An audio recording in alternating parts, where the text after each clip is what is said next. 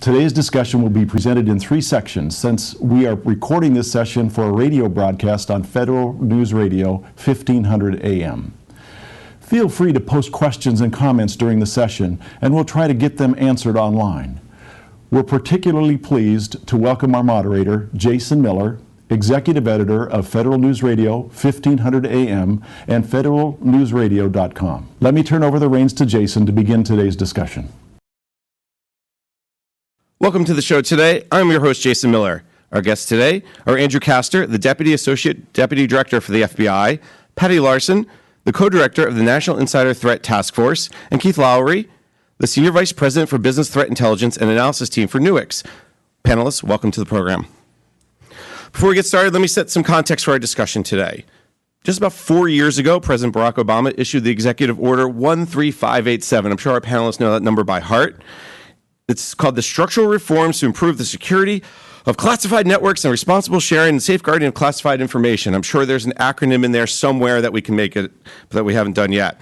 About a year later, 2012, the President issued a memorandum, the National Insider Threat Policy and Minimum Standards for Executive Branch Insider Threat Programs.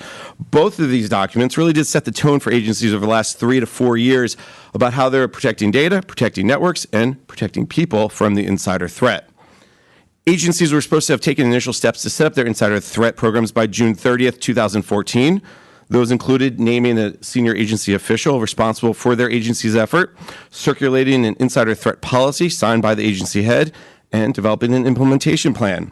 And by December 2015, I know, Patty, you're on top of this, the administration wants to have agency insider threat programs reach initial operating capability that should include some capability to pull data from appropriate sources, to retroactively analyze and respond to anomalies, and as well as monitoring user activity on at least one classified network. A year later, so basically 2016, December, the White House wants insider threat programs to reach full operating capability. And that means a host of things, including a requirement for agencies to have a regular and, if possible, electronic access to insider threat-related information from counterintelligence, security, information assurance, HR, law enforcement, and other sources of information.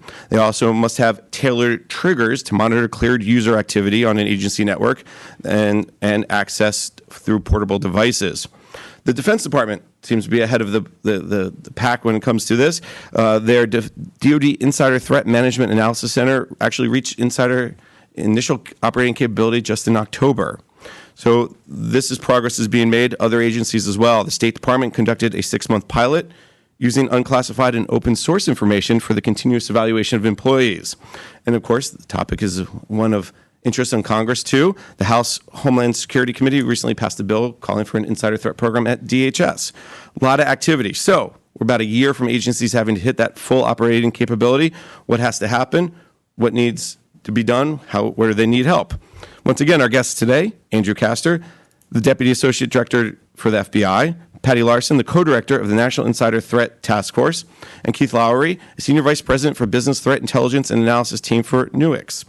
So, gentlemen and lady, let's start with the basic. Insider threat program, how do we define it? What is it? I'm going to turn to Patty first. Sure. Thanks, Jason. So, as you mentioned, the President signed out Executive Order 13587 about 4 years ago. And the initial problem that we were trying to address was the enormous damage caused by the unauthorized disclosures to WikiLeaks. So the focus was on the exfiltration of classified information. However, we've really taken a broad approach as we've seen other kinds of damaging insiders over the years. Look at the Washington Navy Yard, Fort Hood. So especially the Department of Defense, but the government writ large is looking at insiders across the spectrum and trying to determine how can we put programs in place that ensure that an insider doesn't cause damage on any one of those fronts. So that's really been the government-wide push for the last 4 years. And when you say not cause damage on those fronts, so we're talking about the physical side, the cyber side, we're talking about the whole, all pieces of it. Yes, we are. We're talking about a kinetic insider who can potentially cause a workplace violence incident. We're talking about somebody who wants to sabotage your networks. Rather than stealing something off your networks, they could put something on it and cause you to be unable to communicate. So there's lots of different ways that an insider can use that access to cause damage. Andy, let me turn to you from the FBI's perspective. You guys are out in front as well when it comes to the insider threat. You guys are doing a lot of work with both agencies and people in industry. Talk a little bit about how you guys are seeing this big topic called insider threat. Well, I think it's a great question. I'd have to agree 100% with Patty. We looked at it as very broad-based. I think typically in the past we used to look at insider threat as espionage solely. We tend to look at that much greater, whether that's unauthorized or unauthorized disclosure of information that could hurt the U.S. government. Workplace violence is a big thing. That's why we always have many of our executives in our human resources branch involved. One of our greatest resources, obviously, is our human capital, so we're always concerned about our people. So instead of looking at it from singular in nature, we look at it from a very broad-based approach. I think that's one. It also brings the other executives within the organization into the fold to understand and promote insider threat program. So that's the way the FBI has looked at it. Keith, interesting. Andy used the term broad-based. I think that's a key here because as Patty was talking, as Andrew was talking, it's not just physical, it's not just cyber. There's so many pieces to it. From Newark's perspective, what are you seeing? How are you working with your clients? You know, thank you, Jason, for allowing us to come here today. And it's really interesting that the same problem set that exists within the federal government and the agencies within the government also exists across the commercial entities and the sectors. And although it's not necessarily defined around classified information, but it does have the same perspective of rogue employees who want to do physical harm to other people or those kinds of issues. What we've classified things is more focused on what is the critical value data that a corporation holds. And working with clients and corporations to make sure that they understand who has access to that critical value data, what do they do with it once they have access to it, and then where does it go once it is potentially taken. And one of the things that we've really discovered, which is amazing, is that in the corporate world, understanding when an event occurs and the time difference between when it occurs and when they take action against it is just phenomenally time-gapped. For instance, a study was just done in 2014 that said the average amount of time in the financial world in between the time a cyber event occurred and the financial institution recognizing it was 180 days. And that is just an immense amount of time to be able to react to, because if you don't know what happened until 6 months after it happened, it's really difficult to close that problem set. And I know unfortunately, with the physical side, that's another challenge because something happens and you know it right away, unfortunately, versus the cyber side. From your perspective, Keith, is this two separate views that the agency should take? I mean, it's the same side of it's different sides of the same coin. I like the view that they take. I think it's more of a holistic approach. You cannot just look at it from one specific piece of, whether it's a security or an IT problem. You have to combine all of these aspects together. Because if you truly want to focus on the insider, then you have to figure out it's somebody who's on the inside and what are the methodologies by which they could cause harm or damage. And that can be physical, it could be security, it could be from the internet, it could be causing damage, as Patty talked to the material or information inside. It has to be a holistic approach. Patty. What we've seen sometimes is that the same indicators that indicate somebody who's going down the path towards workplace violence may also be those indicators of somebody thinking about espionage or sabotage or radicalizing and joining a terrorist organization. So if you look for those indicators, you often find somebody who's going down that path, and the idea is to head them off before they get to the point of no return. And when you talk about indicators, what would some of those indicators be? I mean, generally speaking, I know every case is different. Sure. Right. Agencies certainly have their own individual environments, and they know what's normal for their organization. So we don't preach a particular set of indicators, in specific, but we do say in general that people have a normal pattern of life. And when you see that pattern changing, that's usually an indicator. So it's a change with their own normal patterns, or it could be somebody who is outside the norm of those that are also in a similar work role or similar organization. Do they print a lot more than everybody else? Do they work late when nobody else does? Have they all of a sudden stopped performing well and start having difficulties at work? So these are all things that we look for. But again, it's not just one indicator that's going to be an issue. And I think part of this, the challenge here is oh, look, Patty's working late. She's working harder. It's not a natural thing to question, hey, why are you here? It's 8 o'clock. I saw you logged out of your computer at 8:30 last night. What was going on? I think if your boss asks you that question, I think you start to step back and go, why? I'm working hard. Why are you questioning me? I mean, let me turn to Andrew for a sec. Is that indicator discussion, is that something that what has changed over the last 3, 5, 7 years since WikiLeaks, since Edward Snowden, since a lot of these unfortunate examples? It's a great question. At the FBI, we're 24/7, so it's not uncommon for people to work all times and hours of the night and day. So one of the big things that after the executive orders were signed is obviously awareness and education. Be aware of your surroundings.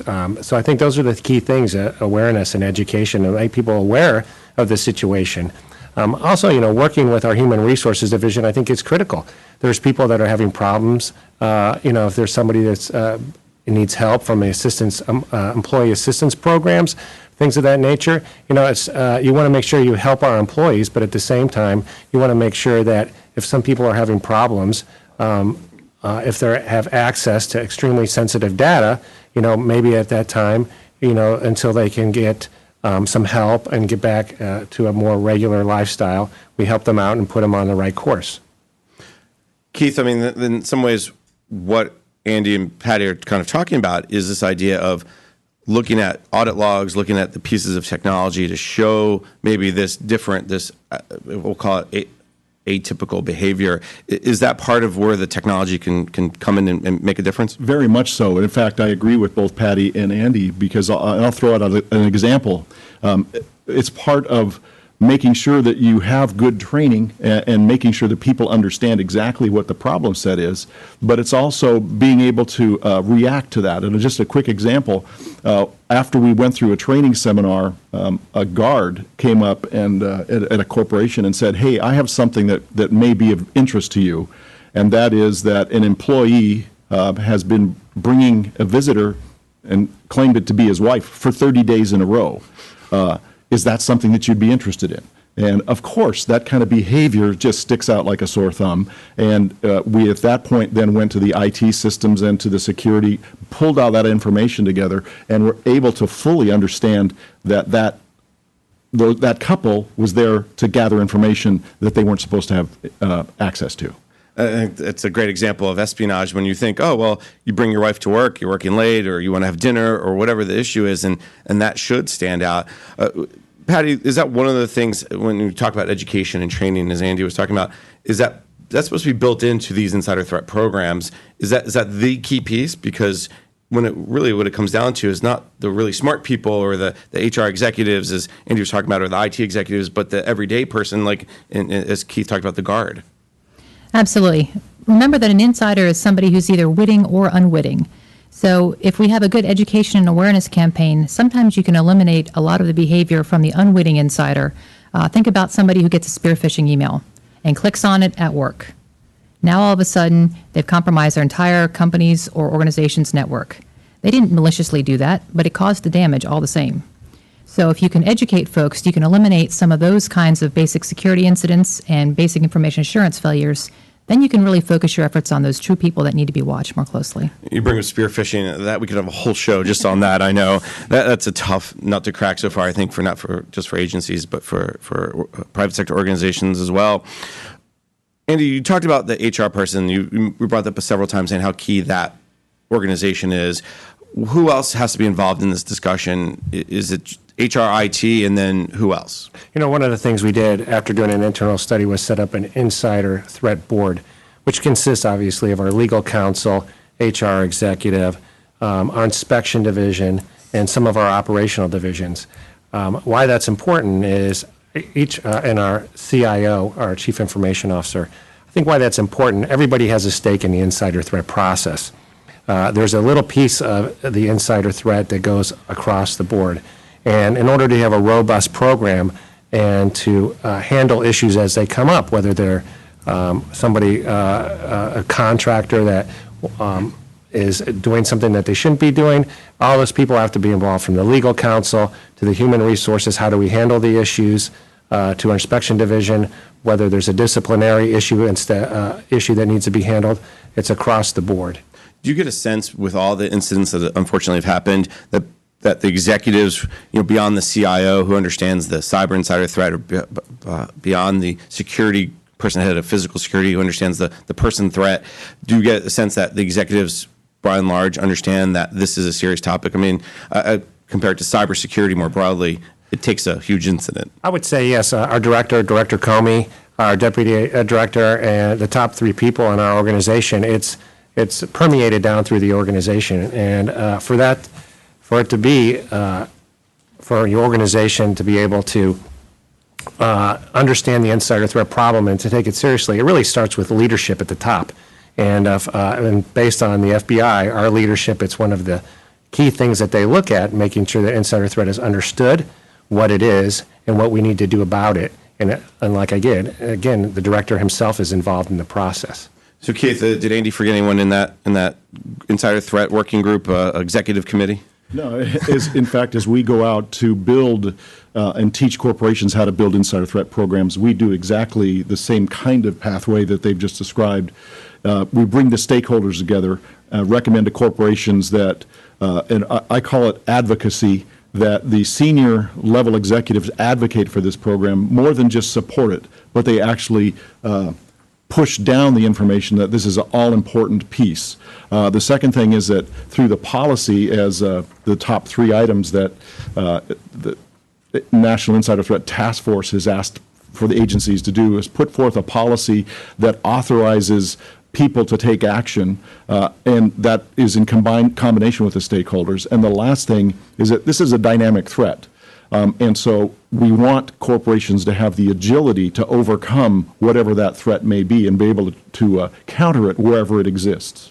See, I thought there was one person who you forgot to mention, Andy, and we're going to take a break. When we come back, we're going to talk a little bit about who I think you forgot to mention.